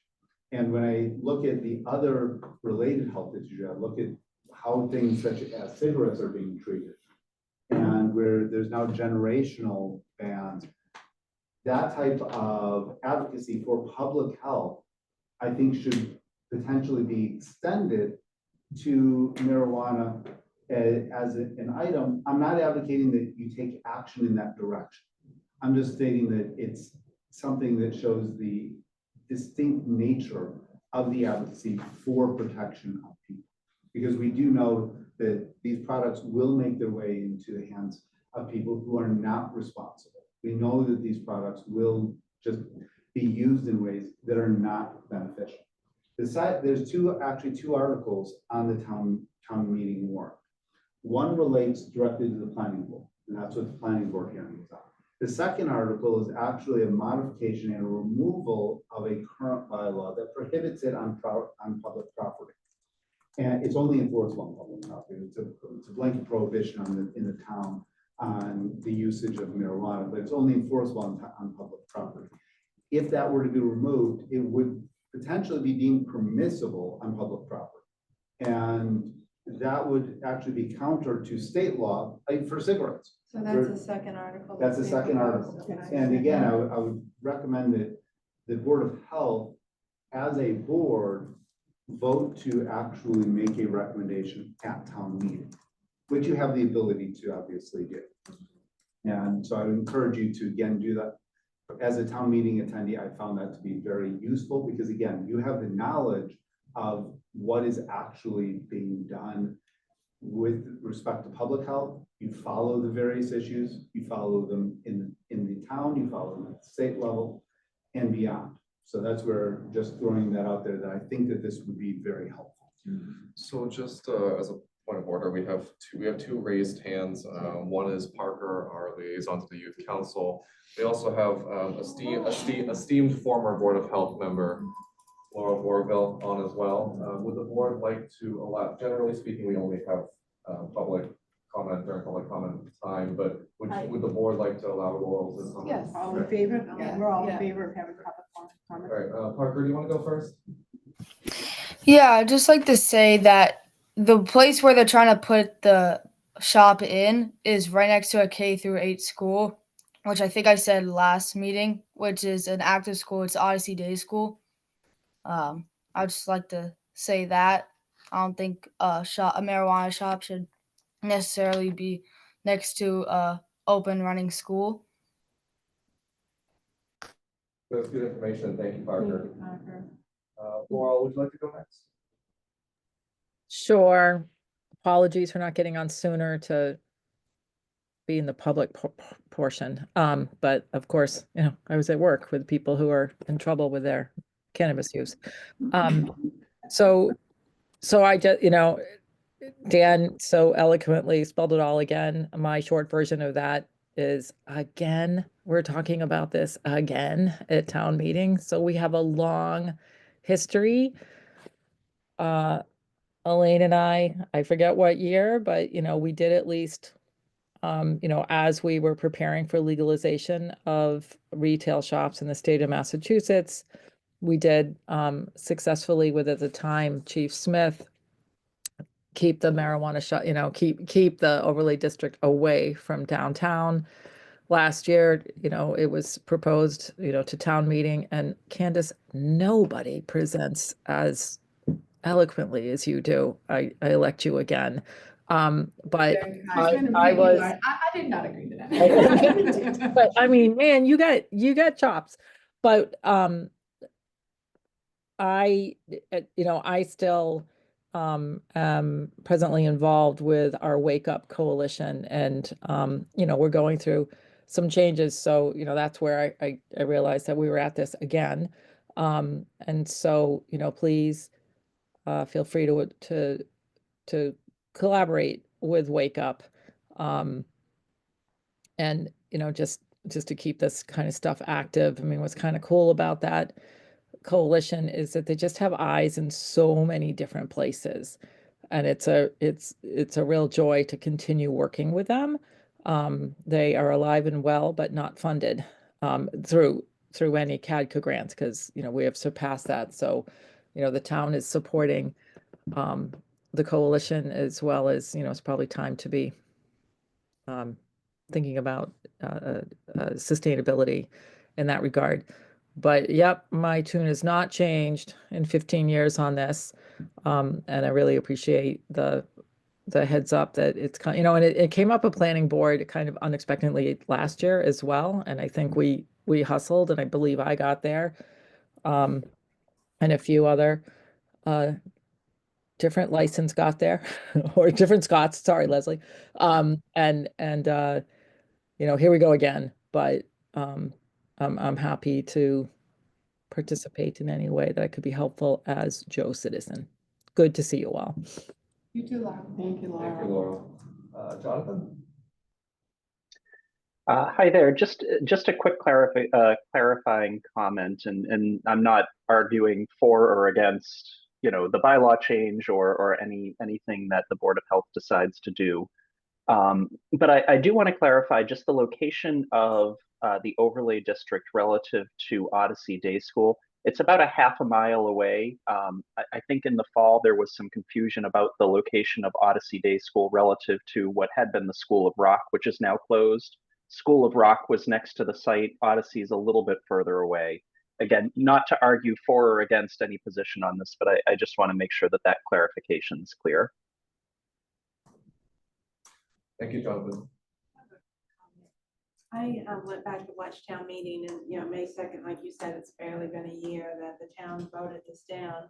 And just to refresh some things in my mind, and I know that the Cannabis Control Commission has been in complete disarray, and it's not a very good oversight committee right now. So thinking about that, I thought about the changes Wakefield's going to have: upcoming new town administrator, new town council members. We've got a new school coming in, a lot of things going on, that a lot of balls in the air. It's not seeming to me to be something else that Wakefield needs to take on at this point, particularly with a rogue, you know, commission overseeing it. So I'm wanting to think Yeah, I think more data has come out too, if you listen and pay attention to it, and even looking at the effect now, they say if you have the marijuana and then you get in a car and you drive within is it like a half hour, you're gonna start to feel the effects. And I was amazed to listen to the data back on that. I was surprised it was that quick, and it's nothing. I think sometimes when you're sitting in traffic, everybody's had that, stopped at a red light, and You all of a smell sudden, it? you go, what the heck is that in my car? And all of a sudden you realize, and there they are, and you're thinking, oh my goodness, is this gonna, how long is this gonna be before it takes effect? You know what I mean? And what's gonna happen when they get up to that next red light? That's what you say, and I think that some of that data, I'm gonna have to go back and find that. It's interesting. I'm sure Laurel could speak to the. Yeah, you know, Laurel could, yeah, you see it every day, Laurel. Tell Do you, us. do you want me to share? Yeah. cyclical I mean, vomiting. I'm not prepared with data, but we're seeing trends. So we know that we have a higher incident of hospital required psychosis that we now have to you know treat a patient as if this is a new onset schizophrenia, and it takes a good year on medications and then tapering them off to figure out whether they're stuck with schizophrenia or this was, a one-off substance related psychosis. So schizophrenia diagnoses are actually up.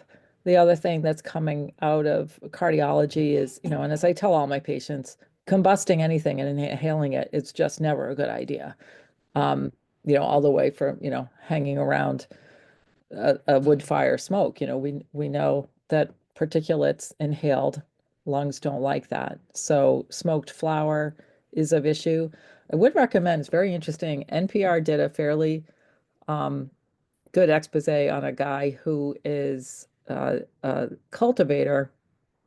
And I never thought of it, but the reason, his rationale for the other products that are not flower to smoke is that they're shelf stable. So we know that flower, just the actual plant, requires a lot of care for it not to become contaminated with any kind of fungus, and therefore is probably exposed to some pesticides and fungicides and herbicides to protect the plant. We know that environmentally growing takes a lot of energy, and then the reason why it's commercially preferred to work on the more concentrated oils and such as they have tremendous shelf life and they don't take up much space. So, listening to I think it behooves, folks from on this side of healthcare to sort of understand what the shopkeepers are thinking and what their business model is. Ironically, this guy said he did not he did not use any cannabis himself. you know, we're still thinking CBD might be a good idea. We still have folks using gummies. I have to be, you know, super careful understanding, because a ton of my, you know, if I were to do a urine screen for a tox, it, you know, it's often positive cannabis and it's become normalized. And we have no idea how this stuff interacts with other medications. We just don't know. We haven't studied it. Hopefully we will in some regard. Cannabinoid is an important science, but the retail aspect of it, you know, and as it was stated a year ago in May, is that, you know, the industry is flooded. We have a lot of black market stuff competing, and it actually doesn't make much business sense anymore to open new shops. They've been saturated.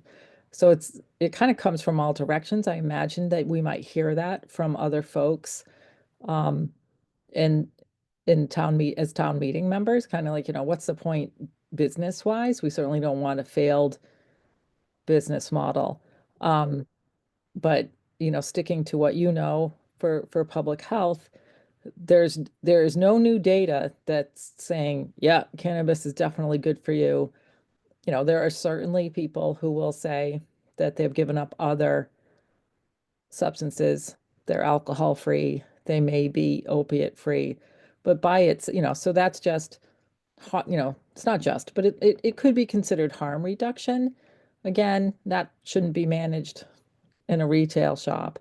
So, you know, that's a general broad brush. I don't have, you know, I'm not prepared with any articles. I just thought I would pop on and, you know, see what's going on with this topic that's coming up yet once again at town meeting. And I, you know, I don't know if the hearts and minds of townspeople are thinking about this any differently. I mean, we certainly will tell, but it sounds like an idea that just keeps recurring. And, you know, I like the idea of maybe at least quieting it for a couple of years if the planning board doesn't go forward. So we'll see. It is interesting to think, you know, to go to a planning board meeting.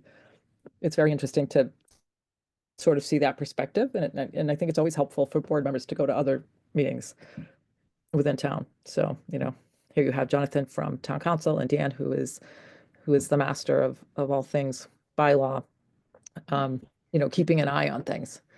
So go forth and conquer. I know you've got it. Thank you, Laura. Thanks, Thank you, Laura. Laura. Just a point of more practicality, if the board is interested in agreeing on a statement for the planning board. So I was just thinking logistically, the meeting is April 19th. April 8th is the Oh, meeting, April the 8th, public okay. meeting on So Zoom. April 8th is sooner than our normal scheduled Board of Health meeting. So if the board would be willing to agree on a position tonight, you could vote to have that position. You could have a general position, and then we could help you craft that message, or if you'd like to craft that yourself. But it would make most sense if the board came to a decision tonight, if you were to then present a position on the planning board. And if not, then you'd be speaking as. For or against. At this time, we do not recommend due to the lack of data. Into the history of that whole board that oversees it is disgusting. They have done nothing, absolutely nothing. We fire the commissioner within a month of regulating a board, putting a person in charge, and then within a month, that person's gone because they didn't do their job. And we've seen other cities and towns. Melrose is one of them where they get their money. Nobody in all these cities and towns that were promised all this money and they had to pay back and everything. It's not right. All the reasons from a year ago Yeah. still stand. It's the same. I think probably our statement would probably be the same as we had done last year. I don't remember it. I don't think it's not in this book. Yeah. She Sometimes has before I go to bed, I framed, say it to myself. You know what? I don't have it in this book. It's in my other book. I'm sorry. So as outlined, in some general form, the motion is to recommend against for general points of lack of information, lack of research, the commission being not coordinated, the Cannabis Control Commission. Unstable. Okay, Yeah. unstable. And other towns having funds retracted related to their community host agreements. And potentially other points that were similar to last year's. Is that something the board can agree on? We can have a motion for that. Second motion. I would second that. All in favor? Candace? Silver eye. All in favor, move that forward with that Thank you, last Anthony. statement Okay. from the Zoom meeting at the 8th. Okay, that sounds good. She wanted to live it up. So I guess the other question is, it is a public meeting. The board would need, usually would need quorum to discuss, so it might be safer to have one representative from the board there. I brush up on my rules for quorum, but I mean, it is a public meeting, so the board can be there, but it'd probably be cleaner if just one board member will still deliver a message. Let me check and see. I know it's I have- something at 3:30. Science fair. Present this at the science fair. This would be a great science fair project. I will try my best. Woodville Middle School, Yeah. elementary school. kids Ooh, moved here. wow. Probably get some good support from that group of folks. Yeah, yeah. I think that, our rep from this high school, I think that, thanking him too for, doing his background, Parker, we really appreciate it. And, maybe we could even have, them have a good statement in having our little rep. He was really, really good. Parker may have a comment to add to it. Yeah, Parker, if you'd like to come with us to the planning board meeting on April 8th, please feel free to come. It's on Zoom. It sounds like it's virtual. It's on Zoom. It's on Zoom. Definitely Okay, yeah, on so. Zoom. Do you know what time it's at? 7, 6? It is at 7:45 PM. Oh. 7:45, okay. Yeah.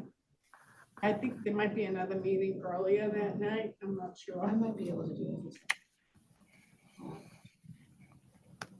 it. Yeah, I'll check to see if I can make it there.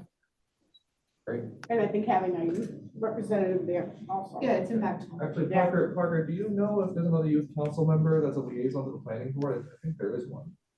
Oh yeah, I can ask Ali and see if he knows. Okay. Okay, was there anything else? to clear No, up? thank you very much, Thank you, Mr. Mr. Lieberman, Thank for you. being here for not one, but two. Thank you for your personal input. It makes us feel good to know that. Thanks, Laura.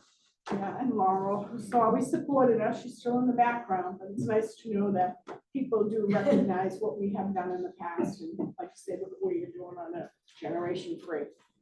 We've taken the steps forward to stop everything for smoking in the healthcare facilities and selling tobacco products. And now we're in a generation 3, then let's go with this. Why not? And maybe we'll be the first rec and road too. You never know. That would be nice. Yeah. Okay, we're gonna move on to, oh wow, we get the, do you have a report from the public health nurse first? I noticed she's here. Melissa's Would you here. like to Do go- you would you have like to anything, go in order? Melissa? Well, I just wanted to say that we have been very busy lately. We put together a big presentation to give to the camps in all 3 communities because we want them to understand the focus of this year from the state is to make sure that there is education among the camp staff. They have a healthcare consultant, and that person is responsible for training staff who are on site with the kids, training in medication administration, documentation, injury reporting, all of those things. And we wanted to make sure that the camps understood what their responsibilities are. So we did a big mandatory presentation, and we just did that a couple of weeks ago. And then also I just wanted to highlight one of the things Sandy's been doing, which is she had gone through training, and Wakefield is now able to give out Narcan, and she will be heading up the training on Narcan for the, all of the town employees. And there will be some, that I think starts next week, actually. So we're doing a pilot training for our staff first Yes. on Monday. Cool. And so, and then, and we have Narcan at the health department on site that we give out. Some people actually have come to and asked for it. Sandy's also in touch with the library and several other places, but ideally, once we get the training, it will be available at all public buildings. We do have to track how much Narcan is given out for the state, but not to, nothing about who it's given to or anything like that, just how much that we pass out. Is it gonna be maybe with the AEDs? Yes, we're actually installing Narcan boxes, and it will be near the AEDs in each public building. Great. So those are the key things. And then the only other thing that I really want to highlight is that we're seeing a lot of flu still and COVID. Yeah. But it is sort of on the decline. In the last month, like 5 weeks, we've had 75 cases of confirmed flu in Wakefield. Yeah. And 14 cases of COVID. Those are those have been undercounted because those are only people who actually go so far as to get tested. So swabbed. We know with the home test. Yes, Yeah. people don't necessarily go. So If you that's, look on the reporting system, I was saying to you, remember how I was looking in on Maven? Most of the places doing the COVID testing is the hospitals. I know like your 24-hour emergencies, they're testing for flu, getting a positive flu, and that's it, not bothering to go with COVID. It's rare that you get them both. Yeah, but I noticed all the hospital ERs are definitely testing for both. We tested mine. Yeah. We test for RSV too, but we haven't been seeing RSV. right. And we're seeing some neurovirus. Just had, yeah, 8 or so cases, Yeah. a couple in Wakefield. But, you know, always checking to see whether it's hospital acquired, you know, congregate living, restaurant, food handling, all sorts of things. So we work closely with the inspectors on that. The inspector. Yes. I see you out there, Dan. I see you out there. I see you in my own garage. Well, Sandy had a case, but the restaurant was in Sardis. Oh, yeah. They didn't sort that out. Yeah, sometimes it's nice to just have the person as the patient. And then that. Anthony, would you like to do the thank you, Melissa? Would you like to do your director's report? Sure. Well, actually, I have a health department budget overview of. Oh, yeah, that would be great. If you could do that first. So Monday night, I just want to give a big shout out to Candace for toughing it out. We started at 7 at night, and I think we didn't even finish until 10:30. Is that right? Wow. And it was going when we left. It was a late meeting. Jonathan. I was going to say you could have been later on the agenda. So. Yeah, we could have been. We went until about midnight, but seriously, thank you, Anthony and Candace and the team as well for sticking it out. It was a great budget presentation, and I think that the council appropriately recognizes both how successful the partnership with Melrose and Stoneham has been, but also how important the investments we've made into the Health and Human Services Department have been. And so it was the budget was universally supported. Sorry, Anthony, I'm probably stealing your thunder, but the budget was universally supported by the council. And, I think there was a lot of appreciation for the thoroughness of the presentation that Candace and Anthony, you two gave. So thank you very much. Thank you. Thank you for your support. I'm not going to do like a full version of it again here at the board, but I will hit some of the highlights. One of the things that we talked about was just thanking the town council for being supportive of our department. It has grown quite a bit since I joined in 2021. Some of the areas that we've seen growth in is kind of 3 key areas. So prevention, outreach, and youth services. Liz Parsons is one of our newer employees. She took over in July. Her background is a strong background in alcohol policy, substance use prevention, and community engagement. She has taken the reins on Wake Up Coalition. I know Laurel's still part of that as well. Just really helps drive that agenda forward. We've had to change our approach a little bit because Drug Free Communities grant ended 2 years ago now. So that was a big chunk of money that has gone on since, but the town has continued to invest in our department.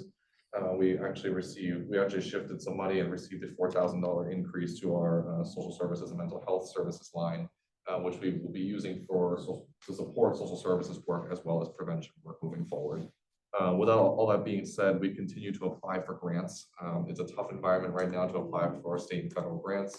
We're not sure if they're available at all times, but we did just submit a grant for the Prevention and Prevention Framework Services grant.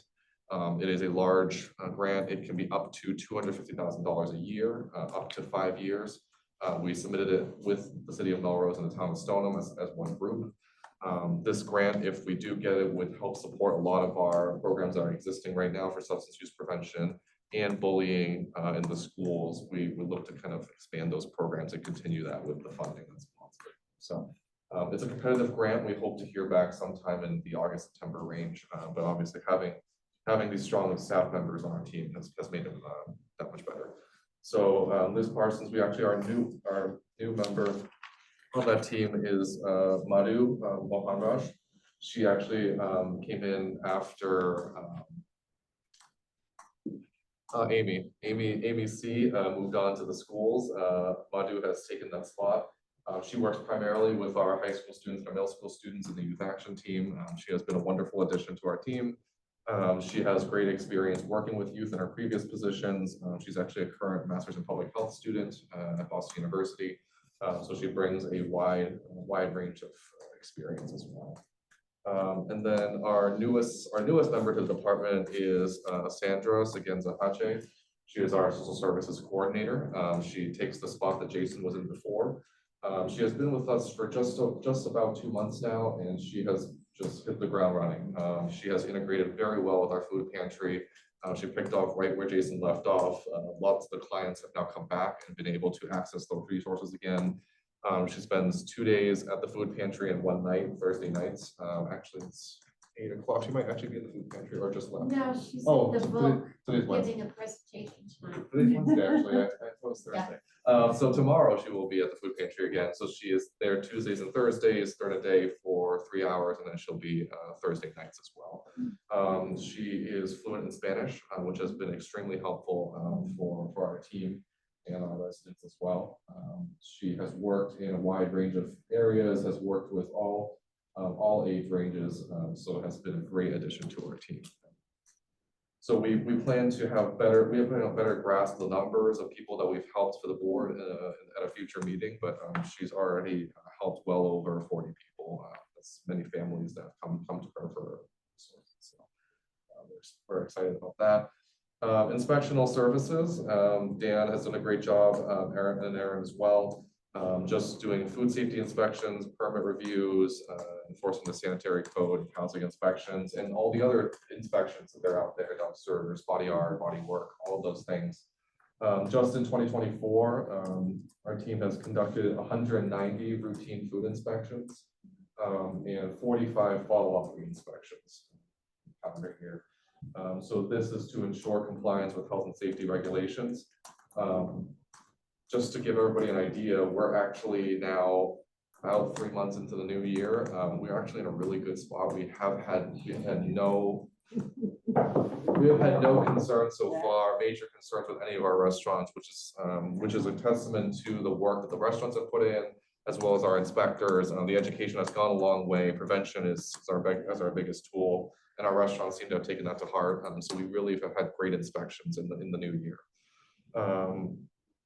Our department has also had 132 food establishment permits issued. We had 10 food establishment plan reviews. So we've had a handful of new restaurants come into Wakefield, which is great for growth. It's healthy for our community, but also they have done a great job maintaining health and safety standards as well. So we're excited to see those come in. Just to give you an idea, we've had 339 dumpster permits issued in 2024. That is a lot of dumpsters, for those who don't know that. Yep. They are a point of complaints for us. So that is one of the things that takes up a lot of our time. So we see that number increase each year. So it plays into the discussion about rodenticides and rodent pest control in general. So it's important information for us when we do this. We also have we have 6 swimming pool permits as well, and various other permits. Yep. 6. Only 6 right now. Yep, only 6 in Wakefield. Oh, okay, all right. Yeah. I don't remember where they are. And our kind of third arm is public health nursing. And so our nurses have sort of separated their duties into 5 areas. That's health promotion, opioid overdose prevention, summer camps and recreational safety, flu vaccination program, and the communicable disease monitoring program. And so throughout all this, they help our department in areas of education. So Wakefield, they put out articles on the Daily Item, the town website. They'll attend events like Town Day, farmers markets, and Festival by the Lake. They'll offer blood pressures, they'll offer vaccination opportunities. So the public outreach is really important. They also offer support to the senior center. They'll offer blood pressure screenings there, educational sessions. Actually, Sandy jumped in to help out on one of the presentations. A heart health presentation with the seniors. That was very nice. The original speaker backed out. So our partnership with the senior center is great. There's a lot of synergy there, and just being able to kind of connect with our seniors in our town is very important. Actually, in May, our nurses will be presenting the over-the-counter medication safety for seniors, another very important training for us, for our community. As mentioned before, the opioid overdose prevention program, just a sample, they're going to be doing a Narcan training, starting with town employees, and then we'll likely expand that outwards. And Wakefield is now enrolled in the harm reduction community Narcan program. Summer camps and recreational safety, we just talked about that as well. Year over year, we have increased compliance from our camps. That's due to the hard work of our nurses and our inspectors going out there, impressing upon our camp providers the importance of safe practices for our families and our students. So we're happy to see that they've increased compliance. And this year, we're looking to build upon that. We're focusing on medication administration and security as kind of our as the state's priority. The flu vaccination program is going well. We had 699 flu vaccinations administered this season in 2024 across our public clinics, our employee clinics, and our homebound visits. Our new locations that were added were Wakefield Library and an evening clinic for the Galvin Middle School. And future expansion plans, we're looking to potentially expand to the Wakefield Housing Authority. So reaching those that have a hard time mobility wise or getting to places to help increase vaccine access for underserved populations. And our communicable disease monitoring, our nurses continue to investigate and track disease cases such as TB, hepatitis, foodborne illness, Lyme disease, pertussis, and COVID. So they will reach out to these folks and they will offer services. And many times we actually have folks that need language help as well. So as part of the benefit of being in this large regional group, we have a regional grant called the Public Health Excellence Grant, which we've had now for 6 fiscal years. They actually provide us with a translation service, so both phone translation as well as if scheduled in-person translation for many languages, which is extremely helpful for our work. They also collaborate with the State Department of Public Health, local hospitals, school nurses, and congregate living facilities to control outbreaks and minimize public health risks, so foodborne illness and other ones as well. And we're continuing to monitor the ongoing measles outbreak in other states, and we're prepared to respond if necessary. So that covers a lot of it. Actually, the last piece I didn't cover was the tobacco control. As the board knows, the highlight of 2024 was the nicotine-free generation proposal passage. And the effective date was January 1st of 2025. Maureen has worked tirelessly to work with all of our vendors here to make sure that they know what the new rule is, how to enforce, and give them tips. We're providing placards as well, so clerks don't have to kind of explain the policy. They have something that they can show customers if they come in, and to make the process easier to explain. We're very excited to see this policy go into place. We've actually seen this expand throughout the state now, and so many communities have adopted this, including most recently Somerville. So Somerville, Newton, many of our larger communities are starting to take this up, and Chelsea had taken this up as well. So Wakefield board. 15 now. So Wakefield was among the first to adopt it as boards of health. So we're very proud of the work that Maureen and the board have done. And we continue to do all of our annual inspections. We are seeing a decrease in our tobacco permits here in Wakefield as part of our program to reduce access to tobacco. And youth compliance checks continue to help us in that effort to educate as well as ensure compliance. So just for the board's information, the tobacco grant's actually in its 7th year. So Maureen has been with the grant for 7 years. It's a 10-year grant. It's through the Department of Public Health and the Massachusetts Tobacco Control Program. So Maureen, besides, outside of the work that she does for compliance and education, she also serves as a field trainer for new tobacco program managers across Massachusetts.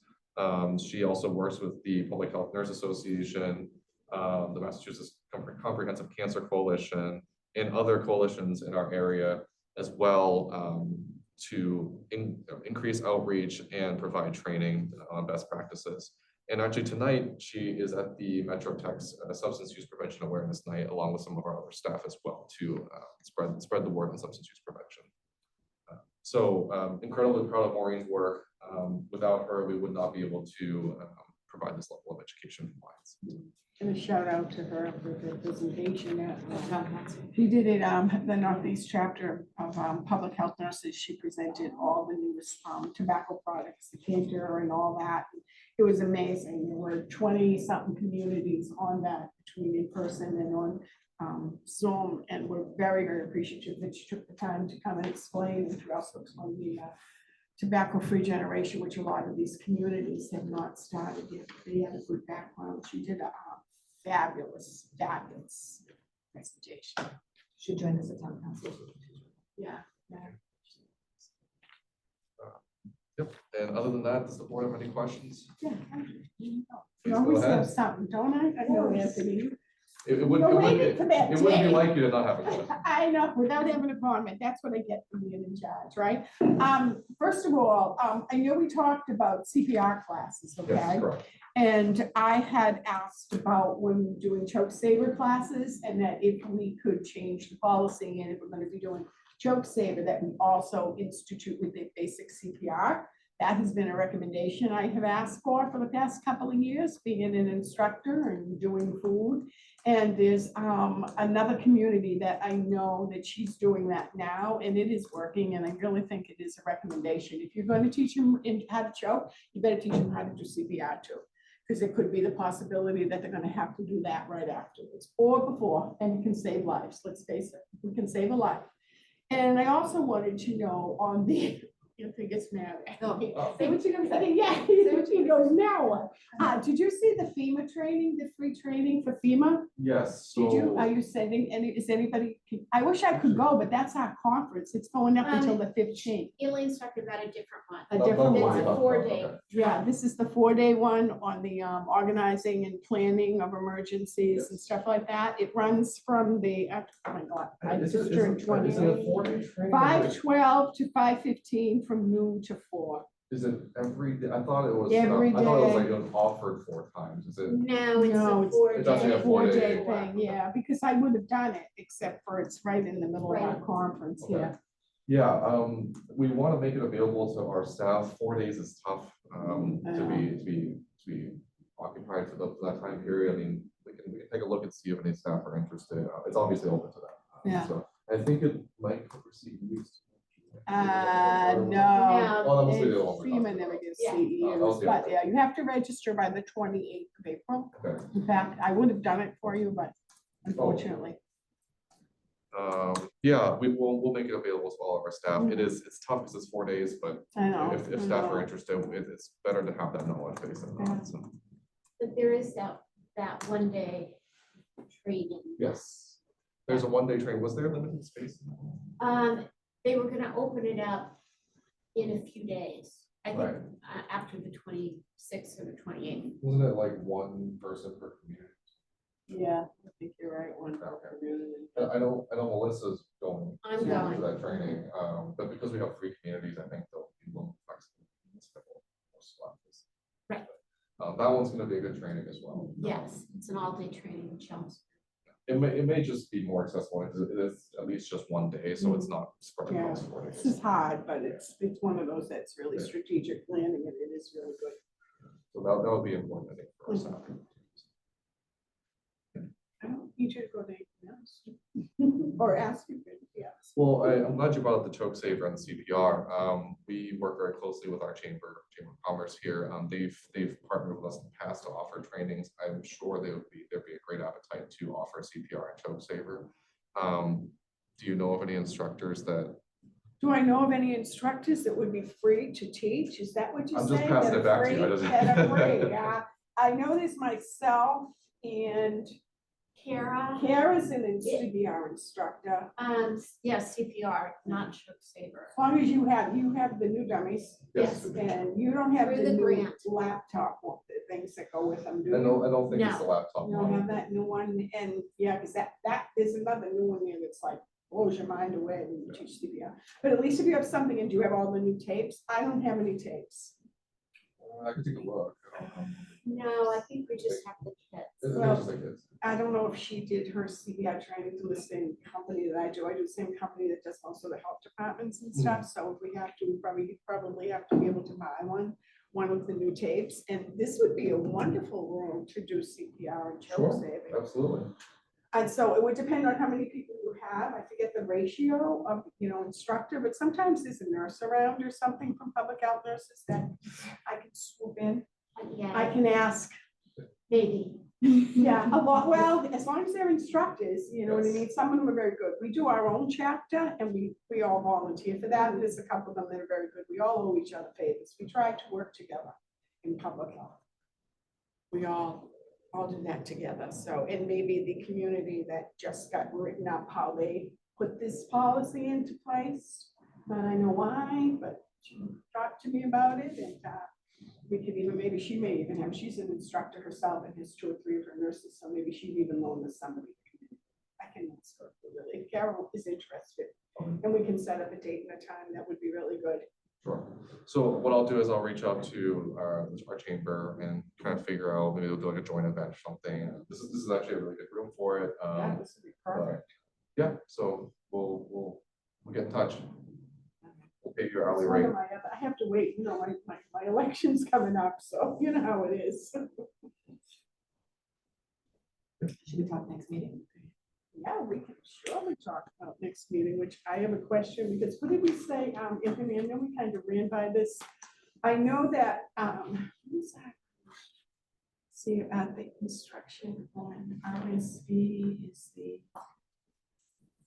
16th, right? We would normally have our That's the third. 16th, that would be the I think third. it's a Wednesday. Yeah, it's a Wednesday night. We have, through our Public Health Association, a series, and ours is gonna be on RSV, which I really want to Dinner attend. speaker. It's a dinner speaker, and I know that Melissa and Sandy are also going, so. But if there's nothing big on the agenda, I could maybe skip the meeting, be excused, I don't know.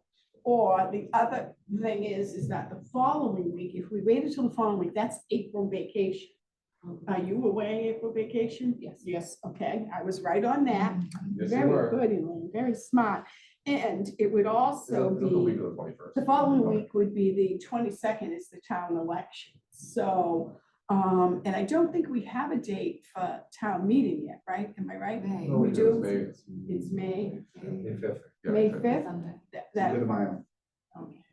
So if we waited until the following week, which is the 30th, the week after town election, then we may have something that we may be considered, that we want to speak. So I don't know if anyone's has any objection to waiting till April 30th. I do not. And that way it'll give us plenty of time to do PW, and then if there's anything that comes up that we know is gonna be any warrants that we know we're gonna have to speak on at town meeting, we would be able to discuss that and make our statements that night on April 30th. Does that sound organized? Very organized. Oh, it's not easy being me. You make it look easy. I make it look easy? Yeah, I do. So our next meeting, so before we adjourn though, Anthony, I really wish you would tell them how you got appointed to the new governors. I'm very, very proud of this, Anthony. Wow. I am very proud, and I think that people in this town should be very, very proud of what you've done. I'm proud of free labor as well. No, so I was appointed to the board of massage therapy licensing at the state level. So they're the board. that oversees Congratulations. that. Yeah, I'm all excited.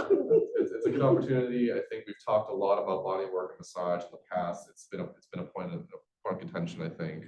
You know, we've always tried to be as responsible as possible in that sphere, talking about it in a way that does not stigmatize people who provide those services. But at the same time, we have to acknowledge the fact that there are issues going on. There is trafficking going on. So I think it's a fine line to walk. I've been to one meeting so far. It's a thoughtful board. There are great professionals on there. So just happy to be part of that process, and hoping to bring some of the insights from the local up to the state, and kind of give some input on regulations and policy moving forward. So.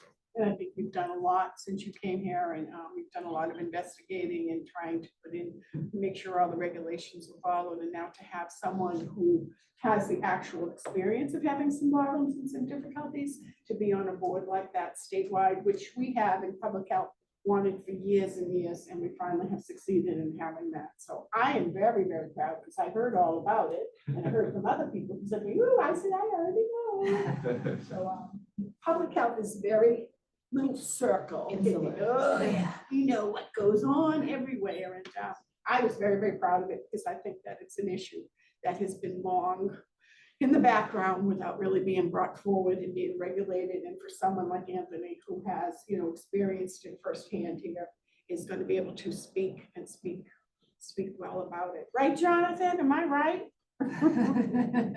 Very, very proud of it. I want to make sure that everyone knew. Well done. Yeah. All right, we can make the next meeting will be April 30th, right? Yep, sorry. Am I correct? And if we can have a motion to close the meeting, it's 8:40 p.m. Second, all in favor? Aye. Good night. And I, Silva, good night, and thank you very, very much. Thanks, Mr. Wheeler, everyone. and you're welcome. You know when Yes, public hearing is the day of the public April hearing? 8th April 8th. at 7:45, and it's via Zoom. If you go on the town's website, you should see the legal notice. It should be there, and it was also has been in the item. All right, thank you. If you go to the website, look Yeah. under boards, and then Yeah. specifically the planning board, and the Yeah. agenda will be posted, and you can directly click into the link on the agenda. All right. And if you want, just get in touch with us beforehand, or, send Anthony an email. Yeah, I will. Okay. Thanks, Parker. Thank you very much for your work. Thank you. Thanks, everyone. Good night. Jonathan, good night, Leslie.